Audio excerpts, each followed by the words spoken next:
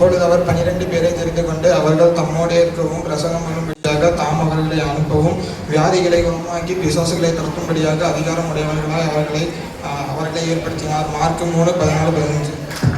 அற்ப விசுவாசங்களை இன்றைக்கு நாளை கடுப்பிலைப்படும் காட்டப்படுவதற்கு தேவையின் விதமாக உடுத்து வைத்தால் அதிக நிச்சயம் அல்லவா? ஆகையால் எண்ணத்தை உண்போம், எண்ணத்தை பிடிப்போம், எண்ணத்தை உழுப்போம் என்று கவலைப்படாதிருங்கள். இவைகளெல்லாம் அந்நியானிகள் நாளை தேடுகிறார்கள் என்று இவைகளெல்லாம் உங்கள் பரமபிதா அறிந்துகிறார். மத்தேயு 6:30-32. உம்மின் குடிகளே, எல்லாரும் கர்த்தரை கம்பீரமாய் பாடுங்கள். சங்கீதம் 100:1.